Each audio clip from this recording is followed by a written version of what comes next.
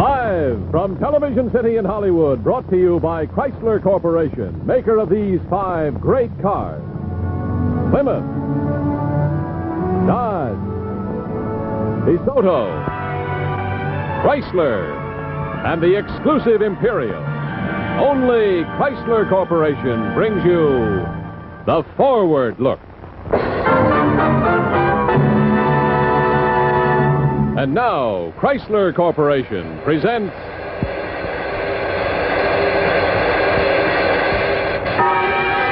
Michael Rennie.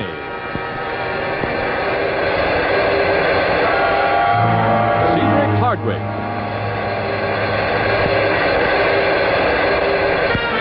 Mary Sinclair. Starring in tonight's production of Climax. Ladies and gentlemen, your host for Chrysler Corporation, Bill Lundigan. Good evening. Tonight on Climax, Dr. Jekyll and Mr. Hyde by Robert Louis Stevensons. Starring in this classic story of the conflict between good and evil are Michael Rennie, Cedric Hardwick, and Mary Sinclair. Mr. Rennie's appearance tonight was made possible through cooperation of 20th Century Fox Studios, and his next starring role will be in the CinemaScope color production 7 Cities of Gold. And now, Dr. Jekyll and Mr. Hyde, adapted by Gore Vidal on Climax.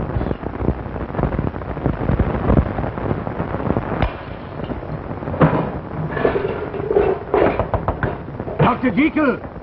Dr. Jekyll, are you all right? Go away! Please, sir, let me in. Go away!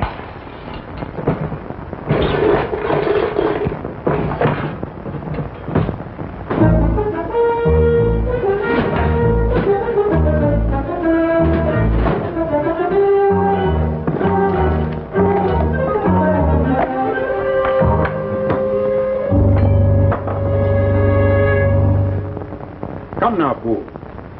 Either Dr. Jekyll has gone or he has not. Now, which is it? I don't know, Mr. Utterson. I can't say, sir. Oh, it's been a most terrible time, sir. Over 2 weeks now, he's been locked in his laboratory, won't come out. We put his meals there by the door. Then after we go away, he takes them inside, if he's inside. But who else could be? Look, sir, here are 2 of the prescriptions he left with me only this afternoon. Now, you know Dr. Jekyll's handwriting. Is that his hand? Very odd. Very odd indeed. Yes, but is it Dr. Jekyll's writing? Well, yes and no. I should say that under great stress he might write like this. Oh, begging your pardon, sir, I think it's the other. The other? What other? Oh, you know, sir, you will remember him. His friend, Hyde, his name was. But Hyde disappeared a year ago. He wouldn't dare to return with the police after him. I believe he's back, sir, and I believe he's done something to Dr. Jekyll. We shall pay a visit to Mr. Hyde. If it is he. Yes, sir. I should bring a pistol, sir, if I went into that room. Yes. You may be right. After all, he is a murderer. I shall never understand why Jekyll took up with him. I think it was what you might call an experiment, sir. Dr. Jekyll knew some very strange people. Even murderers?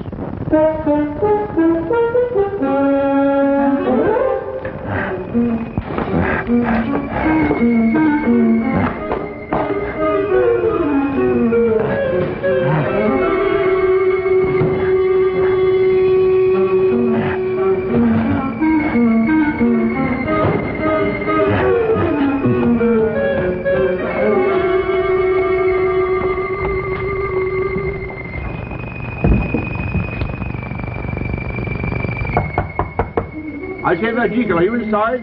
Go away! It's Utterson. It's your friend, Utterson. Now let me in like a good chap. Leave this house! That's not Dr. Jekyll's voice. I was right, sir. There's someone else in there. You think it's Hyde? Sounds like him. If it's you, Hyde, let us in or we'll force the door. All right.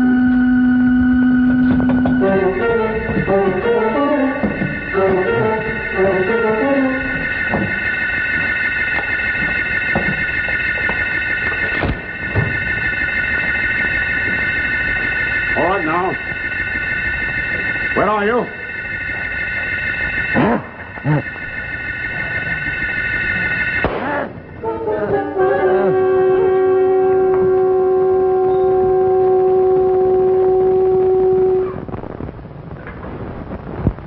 dead, sir. Yes. It was Hyde, wasn't it? Yes, sir, it was Mr. Hyde. Do you think he's killed Dr. Jekyll? I don't know. I want you to go to the police. Tell them that the murderer Hyde has been killed. I shall wait for the police here. Yes, sir.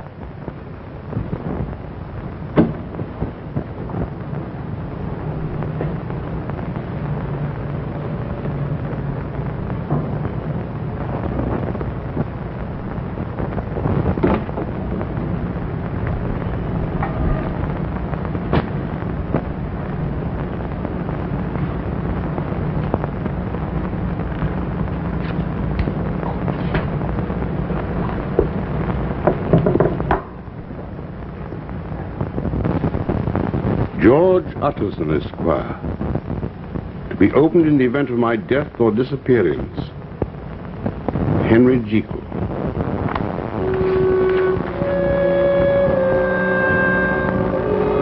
When you read this, dear friend, I shall be dead. And only this journal will remain to clarify a mystery, to exert a warning.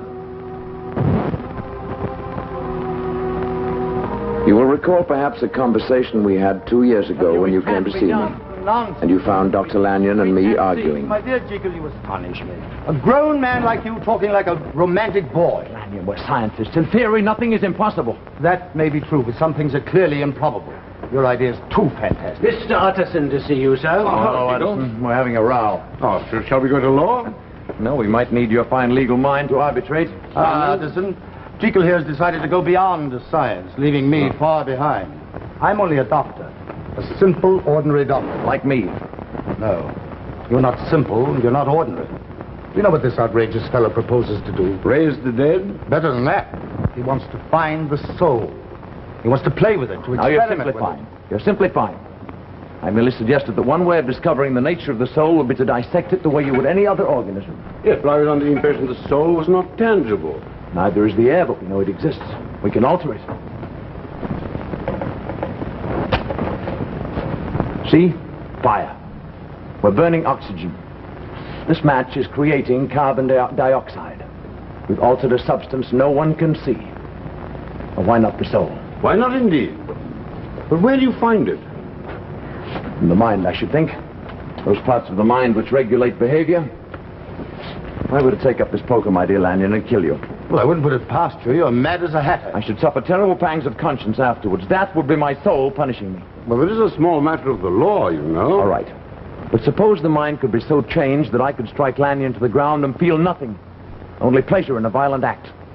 And there is something, you know, in all of us, a caged beast which delights in horror and destruction. Well, the whole idea is far too fanciful. And slightly unwholesome.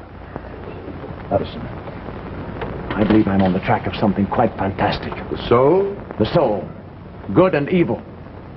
I believe it's possible artificially to produce either a monster or an angel in the same man. Rubbish. Where's my tea? I came here for tea, not a black mass. You shall have your tea, my old intolerant friend. Monster or an angel. But do you really believe that human beings are both? I do. Oh, none of us is either very good or very bad. We're just a mixture. A blend, you might say, like Lanyon's beloved China tea. Bring it in, please. But aren't you afraid to upset the balance of a soul? Well, why not? I'd only bring out what was already there, what was good. The angel. Exactly. But suppose you release the monster. Suppose, my dear Jekyll, that you uncage the monster. That's a risk one would have to take in the interest of science. Science? Jekyll, you're impossible. But the tea? A proper blend, no doubt of it. Milk and sugar? Oh, I saw a client of yours today. I was aware I had spoken too soon of my great interest. But I was curious to see how Lanyon and how you, Utterson, would respond to the idea of my experiments. I determined to say nothing more of my work until I was further along. As you remember, that winter we did not meet often. I was daily, nightly engaged in my work, Here's the package. my deliberate and hazardous journey into the soul itself. This time. Thank you, Paul. Yes, sir. Sir? Yes, Paul. Sir, don't you think... Well, I mean, it's not my place, but... I work too hard. I need a rest. Exactly, sir. You know, it's not natural, all these hours you spend here. Only today, Dr. Lanyon called, and much put out he was, too, when you wouldn't receive him. Well, Paul, I'll make you a promise. Either I conclude my experiments this week, or I give them up altogether. Oh, thank you, sir. It would be a great relief to us all. The staff's fairly out of its head. I had no idea when I made Poole my promise that success was at hand. After months of tedious experiment, I had found almost by accident the proper substances which, combined, had the power to split the soul in two. The basic preparation involved a solution in which certain salts were combined and balanced. On this occasion, I added to them one of the new powders brought to me by Poole.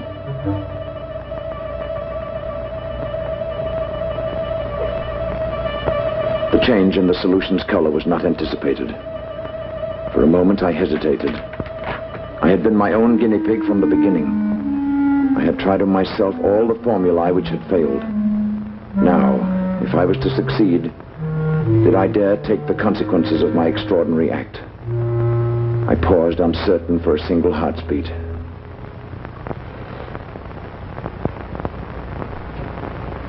Then I drank the liquid.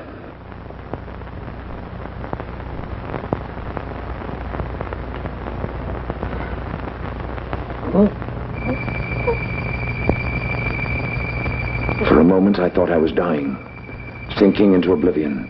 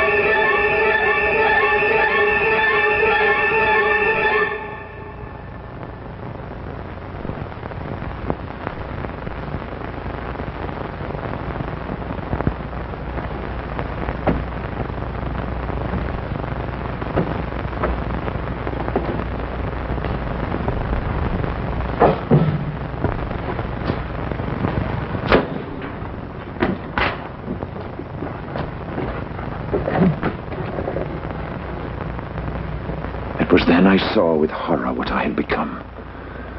I had released not the angel from my soul, but the monster from its pit.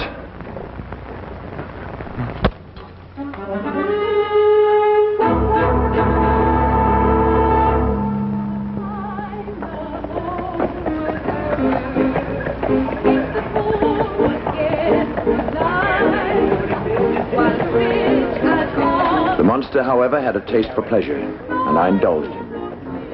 I could, whenever I chose, become this creature whom I called Mr. Hyde. As time passed, I found a strange enjoyment in transforming myself from Jekyll to Hyde. By day, I was the good, kind Dr. Jekyll. By night, I was someone else. A strange, a violent creature. I was the wicked Mr. Hyde. Get out.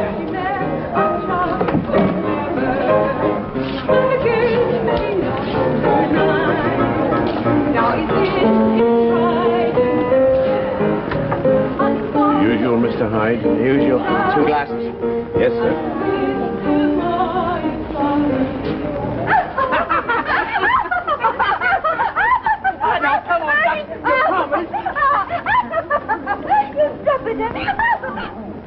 Hey, now then, what do you think you're doing?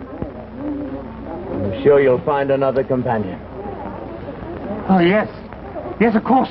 I didn't mean to. Why, yes.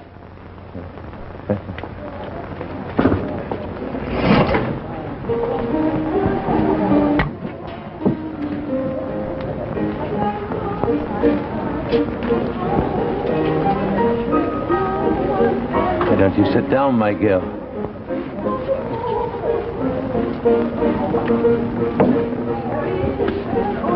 You're that Mr. Hyde, aren't you? Yes, I'm that Mr. Hyde. What a fine girl you are. They say you're the wickedest man in London. Do they?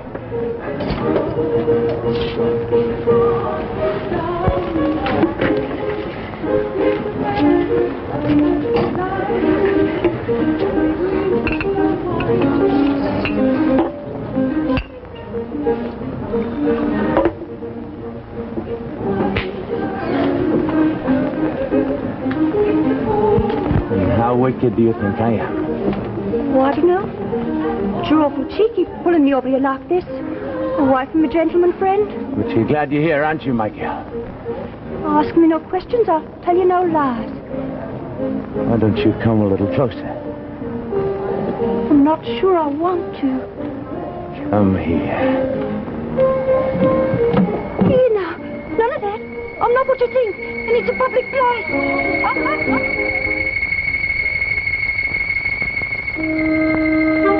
Yes, my friend. I realized early that I was involved in an infernal game whose prize was nothing more nor less than my living soul. But I could not help myself. I enjoyed being Mr. Hyde. Hyde was younger, more daring than I. He did all the things I had only contemplated in shameful reveries. And at first, I saw no harm in unleashing Mr. Hyde from time to time. The sense of danger exhilarated me.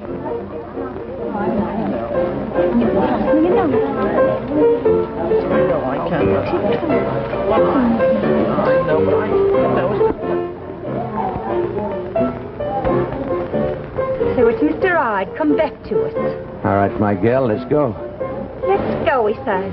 Just like that.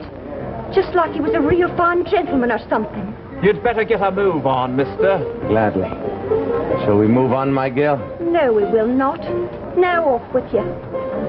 You filthy devil, get out of here. Filthy devil, did you say?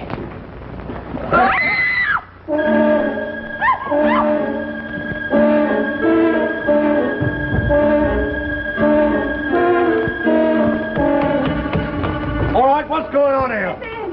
That man Hyde. He tried to murder Miss Bella. He ran out down there, down the alley. Come on.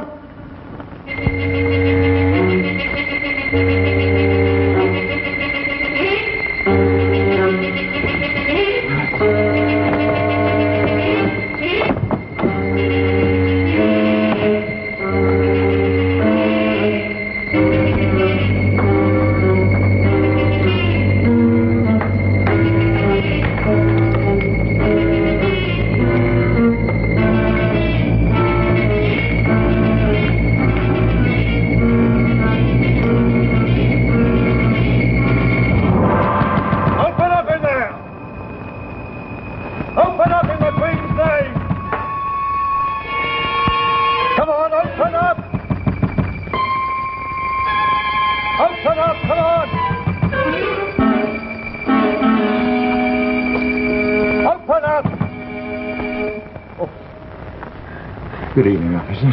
Oh, it's you, Dr. Jekyll. There's something I can do for you, officer. Well, sir, we followed a man called As Hyde. a doctor, Then we lost him. I realized at that moment that Mr. Hyde had become a disease which I could no longer control. Mr. Hyde was now capable of murder.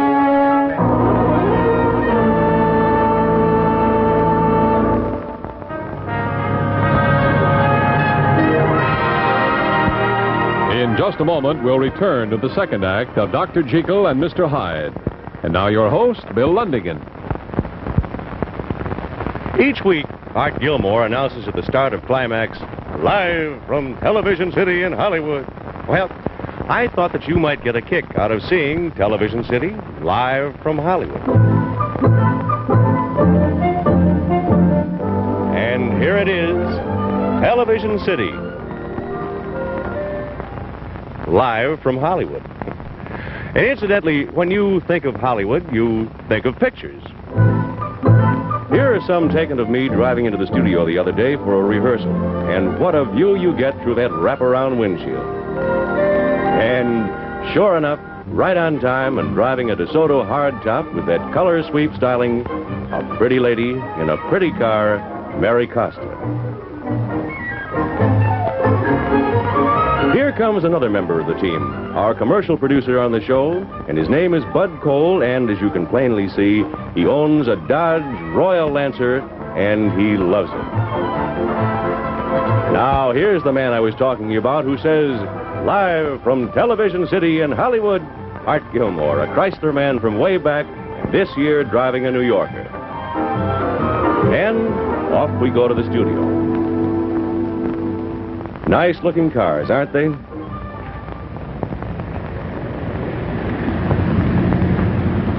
Hi, Mary.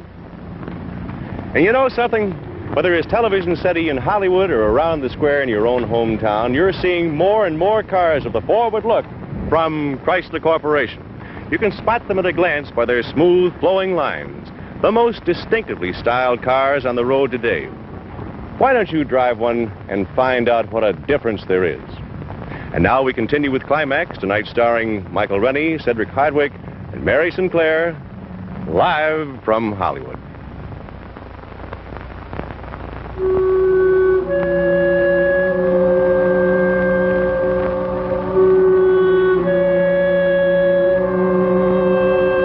I vowed that never again would I take that potion which every fiber of my body now craved.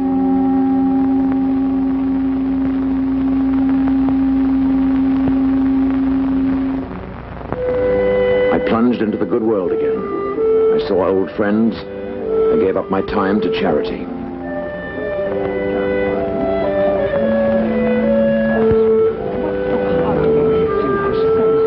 But I realized that should I ever again become Hyde, I might not be able to return in safety to my own house, especially since the suspicions of the police were already aroused. I should need an ally. Someone who would keep for me the potion I needed to restore myself from Hyde to Jekyll. Lanyon. Ah, Jekyll. I decided that Dr. Lanyon, in his innocence, was the man. I gave him a package containing the potion, and I asked him to give it to a Mr. Hyde should that gentleman ever call. He'd only come to you if I was inaccessible. Well, all this seems to make very little sense, but I'll give it to him, of course. When does he have to call? Never, I hope. Confess now, dear Dr. Jekyll. Your ears have been burning, haven't they? Pleasantly, I hope. I've been telling Lady Agnes that you work far too hard. Oh, yes, indeed. We must... Suddenly, like a black cloud across the sun, their faces grew dim. Their chatter like the noise of starlings, and I knew I could not endure them for another moment.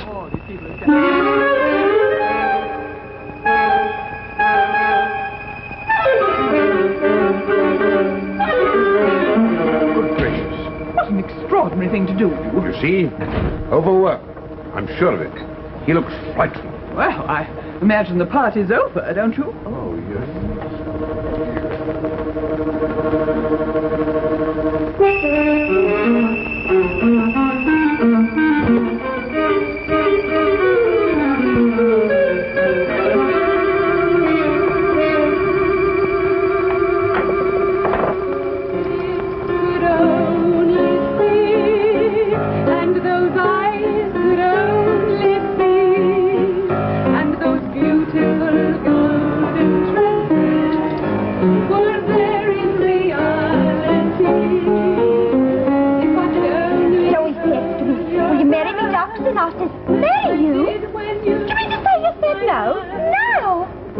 out of your silly mind. I thought at first he was fooling me, till he takes me straight to meet his old mum.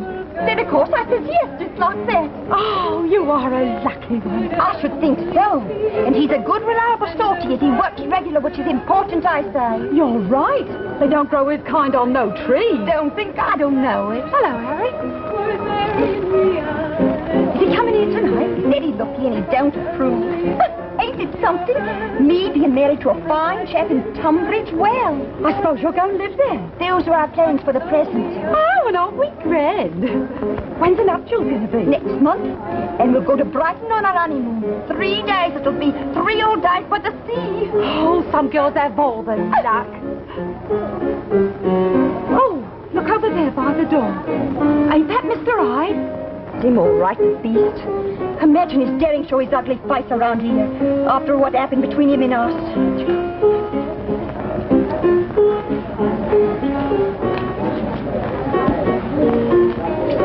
Smile, my girl. Aren't you glad to see your old friend? This girl's no friend of yours, so just find somebody else to bother. But I want to bother you, my girl. I'm sure you've missed me. Let's have a little wine in that booth over there. I'm waiting for my fiancé and have no time for strange men what don't behave themselves proper. Come. Who do you think you are now? The only one who's good enough for you.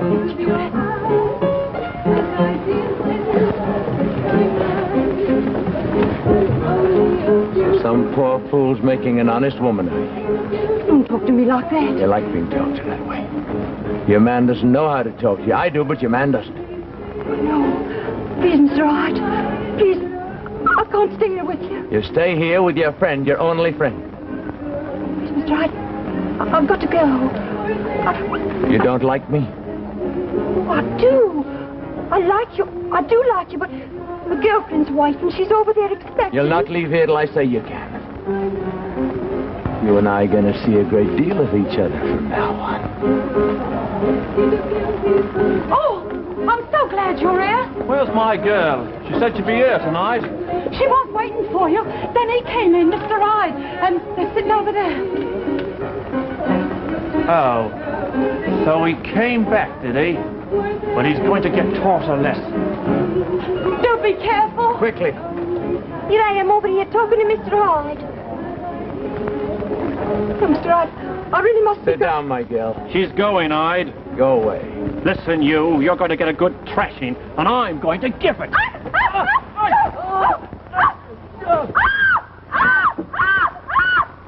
Weep at his funeral, my girl.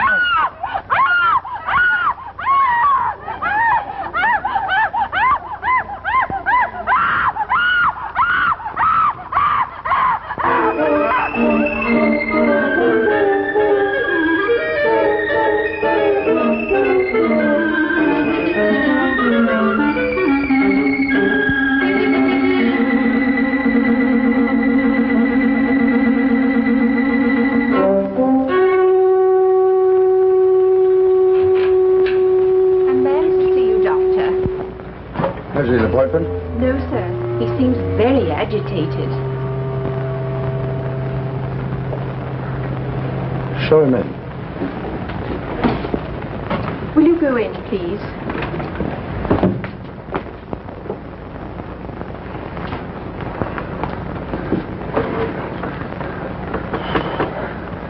You, Mr. Hyde. Give me the package. I shall do no such thing. You, sir, are a murderer. It is my duty to report you to the police. Get that package. You can't intimidate me. You promised, Jekyll. Now get me that package, then call the police if you like. I will not be an accomplice to murder.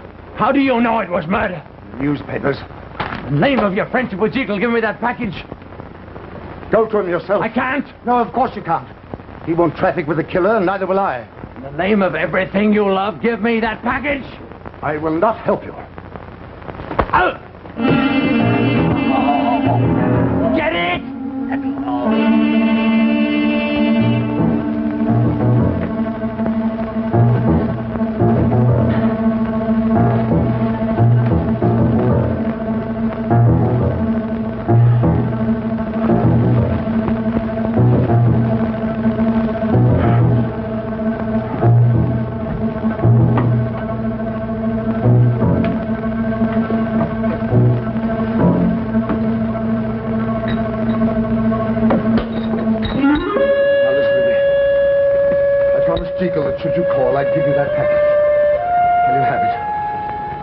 please go.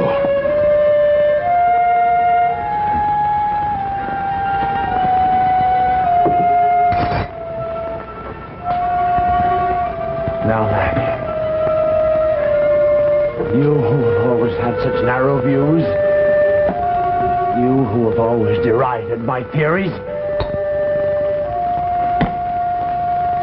behold.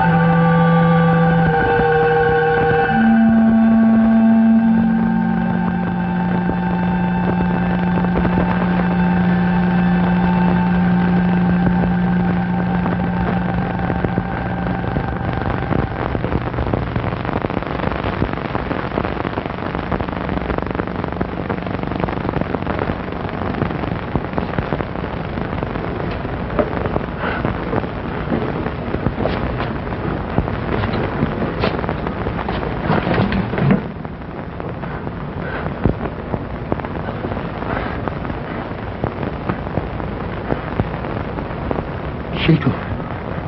Help me, Lanyon. Is this witchcraft? No, Lanyon. Science. The blackest magic of all. I've gone mad. This is a dream, a nightmare. No, it's true. I am Dr. Jekyll. And I am Mr. Hyde. I can't believe it. You've seen it. What have you done, then? Fallen into the pit. You are a murderer. Yes, Mr. Hyde killed a man last night, and I am a murderer. Who are you? How can you be two men? Remember when it started, Lanyon? Remember what I told you? That each man is both a monster and an angel. Through science, he could be either. I succeeded, Lanyon. I uncaged a beast, a horror. Surely once you did this thing, it was enough. Thought so, but I couldn't stop it. Tried, but I couldn't. Lanyon, there's something in me which craves to be Hyde, and I can't stop it.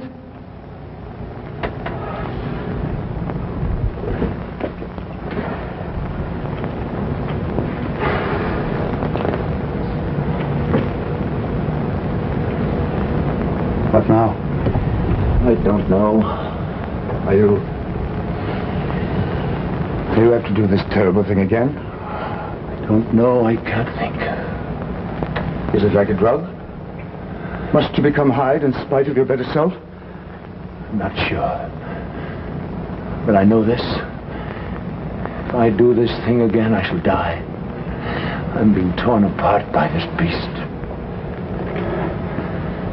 Then, Jekyll, I think it better that you die. You say this to your friend? Your old friend? I say it because you are my old friend. Because your soul may soon be lost forever if it's not already damned. Am I, Jekyll, responsible for what Hyde does? Can I help what this brute does? You are Hyde. And you chose of your own will to be Hyde. So you are a murderer and a blasphemer. I only wanted to find the soul as an experiment. You found the soul. You experimented. You've gone further than any man was meant to go. Your fate is no longer for man to decide. Lanyon, I'll never take that potion again, I swear it. The damage is done. The corruption has already started. Lanyon, I'll devote my life to others. I'll do more than that. I'll work in the charity hospitals. I'll do anything you say, Lanyon. Do what you must. Never see me again. Lanyon. You'd better go now. Lanyon, you and I are old friends. We have nothing to do with this other creature, Hyde. You are Hyde. But so are you. Every man has a Hyde within him. I have kept mine caged. I did what I did out of curiosity, out of innocence. Innocent? You meddling fool. You have dared to challenge God.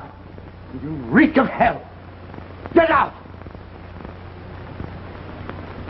Get out.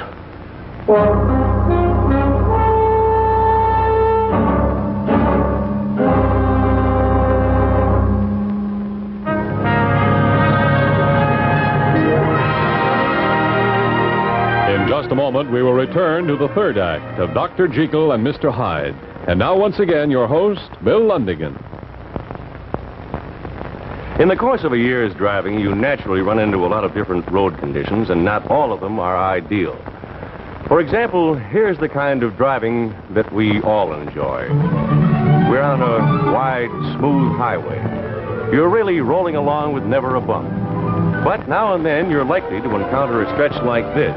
And believe me, the going can get rough. So, Chrysler Corporation engineers decided to find a way to give you a ride that will be smooth on rough, rutted roads as well as on a boulevard. And here is the secret. This is an Oriflow shock absorber. It was developed by Chrysler Corporation exclusively for Chrysler Corporation cars. And it may look just like an ordinary shock absorber, but it definitely is not.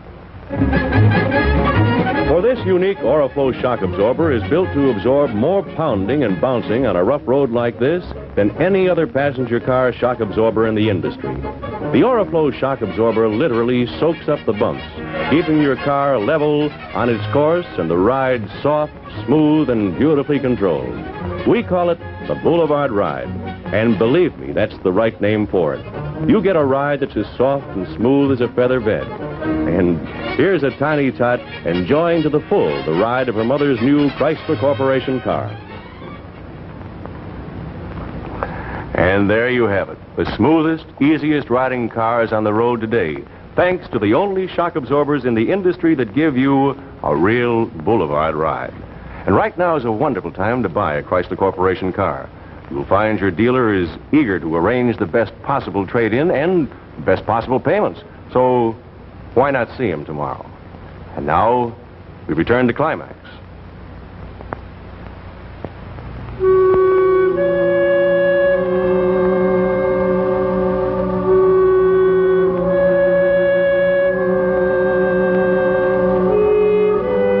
I refused to accept Lanyon's grim analysis. I refused to be defeated. With all the strength and will left in me, I did my best to atone for my unholy deeds. I will see if Dr. Jekyll is in. But like any criminal, there were loose ends to be attended to. Only on one I was forced to deal with the police. In Dr. Jekyll's laboratory several months ago. He and Dr. Jekyll were quite friendly, weren't they? It would be presumptuous of me to say. I shall get the doctor.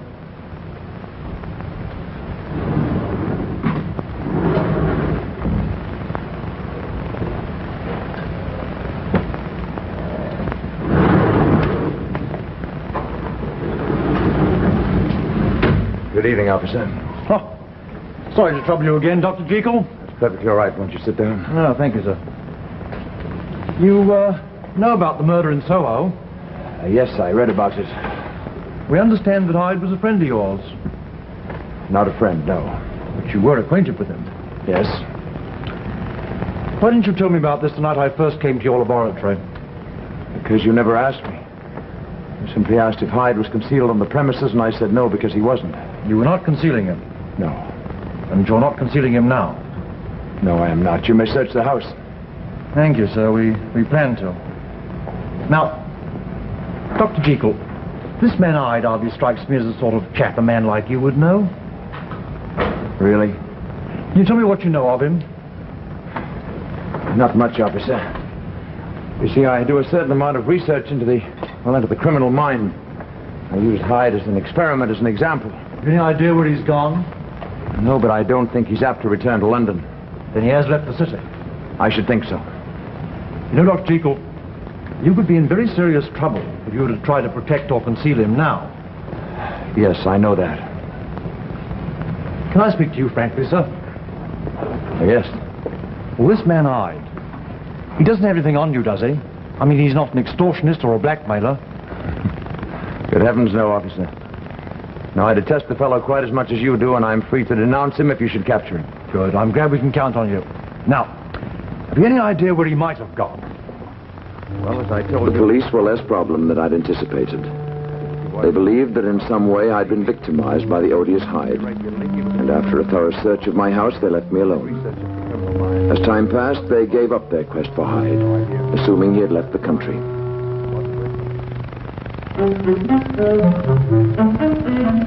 I destroyed all my drugs and compounds to safeguard myself against all relapse.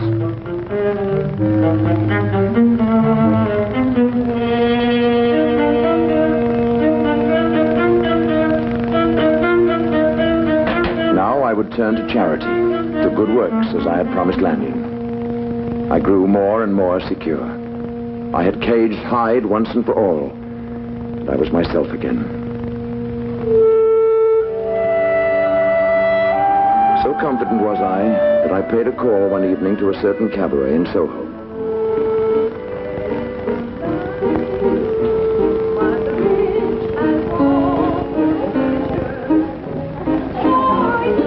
But I can't see you, Ellen. I thought you were back here. Come on, lad, give us a little smile. There's nothing to smile at. But you can't go on breathing your life away. What's done's done. I wish I was dead too. Come now. You're still young and attractive, and you've got ever so many admirers. I only wanted him. Come on now, perk up. Perk up. Oh, here comes a top.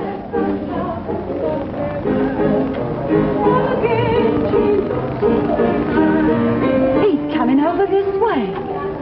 I think he's going to come and talk to you. You mark my words. Good evening. Good evening. Excuse me, I'll just go and join my friend. May I sit down? Suit yourself. You're not waiting for anyone? No, I'm not waiting.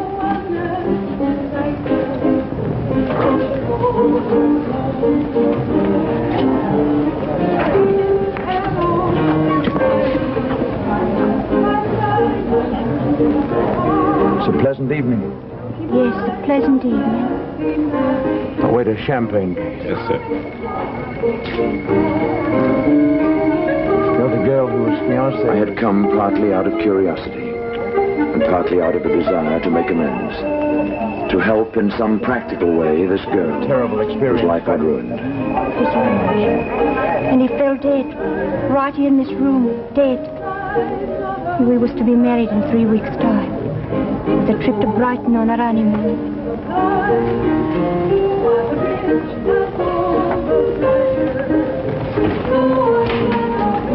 I'm sorry. Sorry. How can the likes of you know what it is to have your life end? But your life's not over. Not over, is it? How many chances do you think a girl down here has of a decent marriage? I'm sure you'll have many more. I should have known when I first saw him. What he'd do. What he was. Your fiancé? No, the other. Mr. Hyde. If I could get my hands on him right now, I'd twist a knife in his heart. Was he so terrible? He was like the devil himself. So very bad. He was worse than bad. He was so hateful. He attracted you. I'm sure he's miles away by now. I pray they catch him and hang him by his neck. Have you any idea where he's gone? Who knows? I suppose you read all about it in the papers. There it all was. My name and everything. Just like the Queen's name. There I was. Here. You can see some of the things they say about the horrible crime and so on. My name's spelled wrong in the early editions, but they got it right later. Yes, I read these at the time. I don't know what my poor mum would have said. She'd seen her daughter's name like that. Of course, it was on the same page as the Queen's. My mum's dead. Would you like a little champagne? All right. That's a nice drink. I'd like to help you if you'll allow me. You know, none of that. Why, I ought to know who you are. I'm just an idle philanthropist. Oh. That's different. But don't get no ideas about me, even if I was involved in a crime of passion.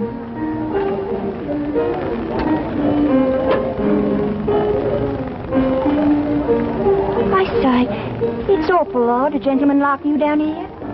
Oh, well, you see, I'm a doctor. I do charity work in these parts. Oh, that explains it. I'll bet you're a good doctor. You really must be the kind As we talked, I found her oddly attractive, I'm sure you are. and I resolved to help her in any way I could. As we chatted, even the cabaret seemed less tawdry and disagreeable. A sister of mine in Norfolk needs a housekeeper. I'm sure you'd like her very much. You're not just playing with me. No. I mean it. And no obligations. Oh, I sigh. This beats everything. Are you feeling all right? Yes, just a headache. As for the heat in here, it's very close. Would you like to take a turn outside? No, thank you. I had a strange sense of unreality while we talked, I would appreciate as though I was seeing the world through a heavy, muffling veil.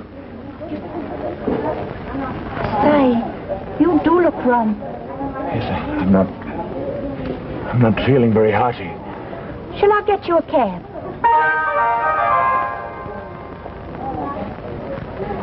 Yes. We'll take a drive, my girl. What did you say? You heard. You sounded just like him for a moment. You frightened my girl.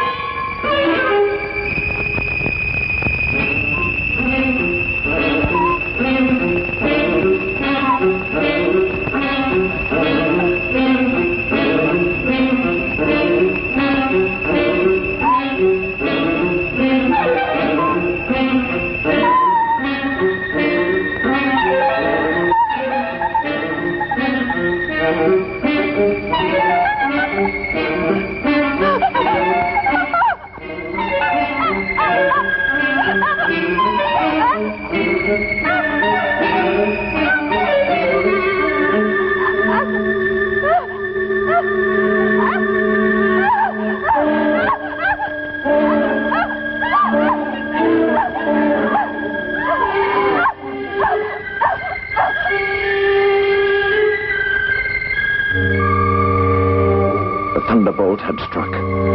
I had become Hyde without wanting to, without having first taken the potion. With every ounce of will left to me, I forced the evil Hyde to return to the laboratory. And desperately I searched for the chemicals necessary to transform me back into myself. But there was none left. All had been destroyed.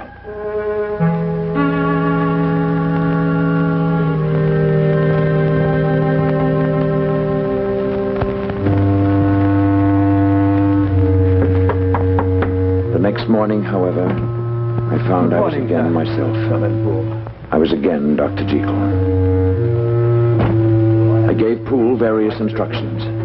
He was to go to the chemist's. He was to order the ingredients I needed for my compound. I spoke urgently, for I had no idea when I might again become that monster whose evil power over me was nearly complete. I don't want to see anyone, Poole. I'll be working in my laboratory for the next while. To bring my meals, just leave them outside the door. Very good, sir. Oh, and Poole, I want the door into the laboratory. One that leads into the street, I want it padlocked. Yes, sir. From the outside. From the outside, sir? Yes, Poole, and you keep the key. I shan't need it. Yes, sir.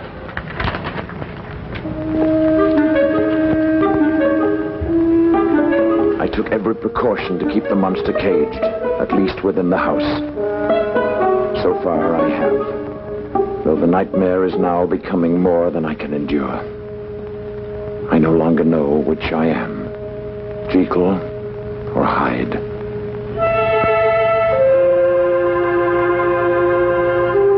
It was soon evident that the most necessary ingredient, a certain salt, was no longer available at any chemist's. It had been a flawed chemical, an impure salt, and its very impurity made it impossible to duplicate. No luck, sir. They say the sorts you've got are the same as they've always said. Tell them they lie. Tell them to look again. Tell them to order more. Yes, sir, I will.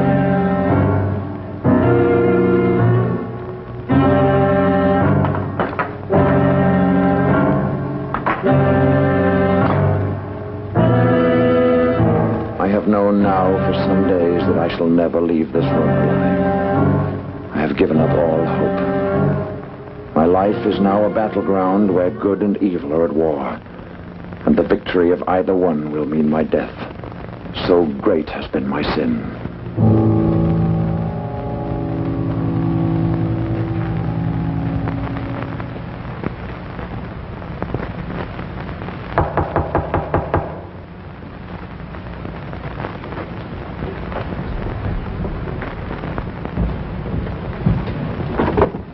The police officer, Mr. Utterson. The body's in here, officer. Well, we'll have a look and then I'll take your testimony. Who will ask me to come? It's all over now. You know too, then? Yes. It's all in here. He left this journal for me. It's a perfectly clear case of self-defense, isn't it, Mr. Utterson? What? Oh, yes, that's quite correct. He assaulted me with criminal intent. But what's he done with Dr. Jekyll? That's the important thing. The whole matter is out of our hands. Ah, that it is. Well, Mr. Hyde, you got what was coming to you. That's certain. No, officer. That's not Mr. Hyde. That's Dr. Jekyll. What are you saying, sir? I saw him with my own eyes. It was Mr. Hyde. Look and see. What? It is Dr. Jekyll. I don't understand. The beast and the monster. The angel. It was an unholy thing he did, separating them. True. True. But only the good remains.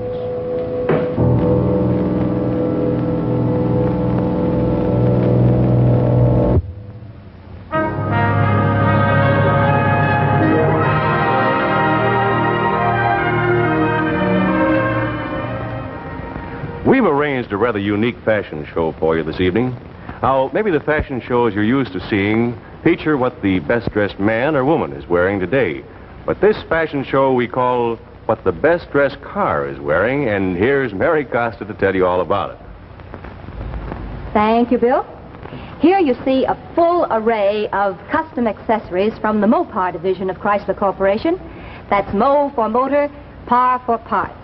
These accessories are the smartest, most durable, and most fashion-right that you can get for your car. And you can get them in a minute in your own neighborhood. But now, let's go to the home plant of Mopar at Center Line, Michigan.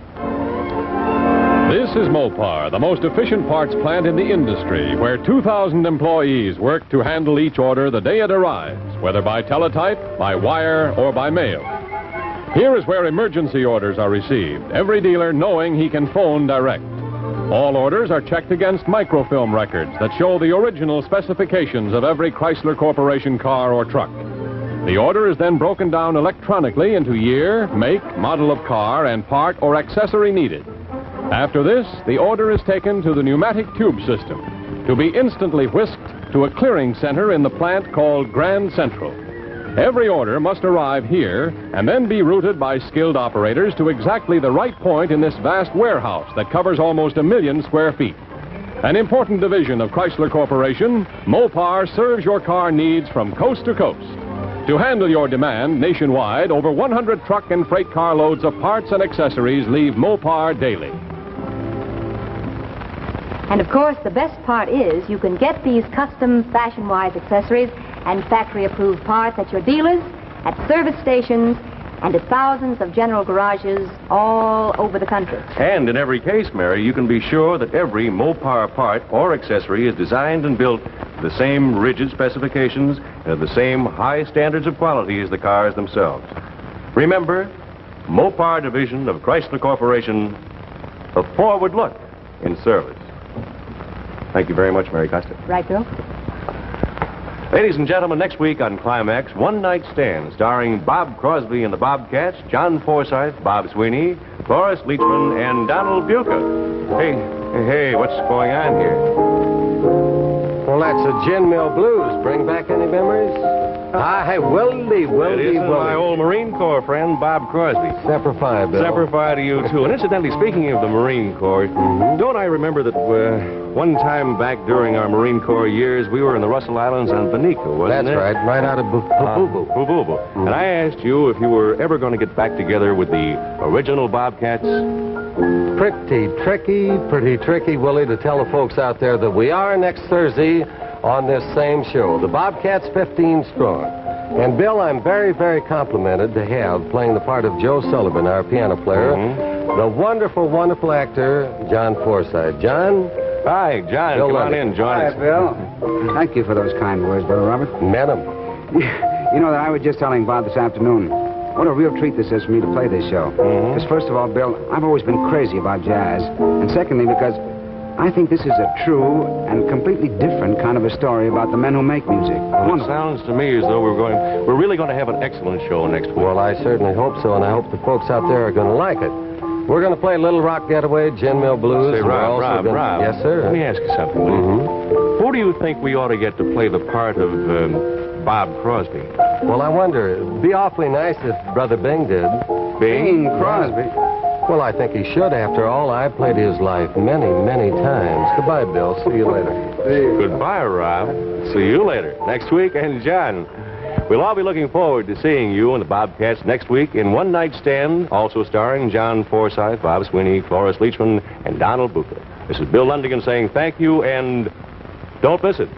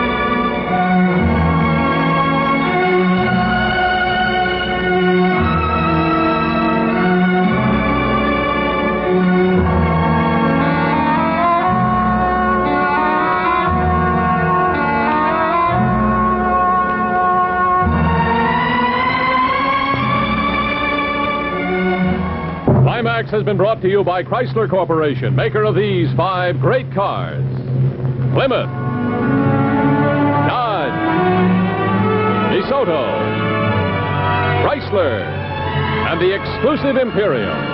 Only Chrysler Corporation brings you the Forward Look.